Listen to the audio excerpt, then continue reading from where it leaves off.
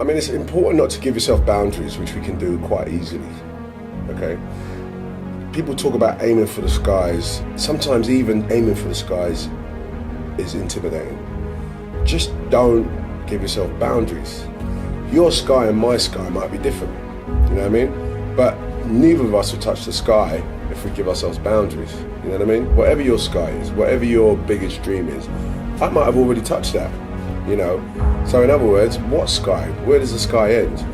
I'd rather people go, you know what, I'm not gonna restrict myself to going, I can only do this, or I can only do that, or I have to do it this way, or I have to do it that way. I think it's important that people just go, lose the boundaries, lose the conformity, and just go for it. What are you going to do now? They don't own your life. How are you going to control that now? How are you going to flip it upside down and say, Roger that, now I'm going to harness this and you'll read about me years from now? How? That's the question. How are you going to do that? Thicken your skin. Become more of a human being. Don't be afraid of the reflection in the mirror, because that's all you can be afraid of. Once you overcome the reflection in the mirror, you've done it. Failure is part of life. I mean, the difference for me though is I look at failure as a stepping stone to success. It's a speed bump.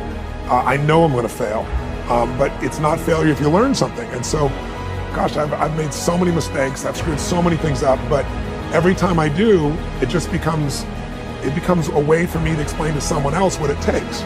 You know, it's like, here's what I've done. I think I have the ability to influence people because I talk about my failures. I talk about all the things that messed me up, but I show people that didn't let it stop me, and you don't let it stop you. Cannot invent and pioneer if you cannot accept failure. To invent, you need to experiment. And if you know in advance that it's going to work, it is not an experiment. And so that's a very important thing. They are inseparable twins, failure and invention. So you have to be willing to do that. And it's embarrassing to fail. It's always embarrassing to fail, but you have to say, no, that's not how this works. Visualizing is my biggest tool of life.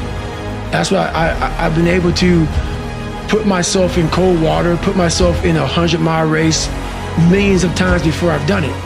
And I'm able to go through the race and see how I'm going to feel at mile 50. Almost to the exact feeling.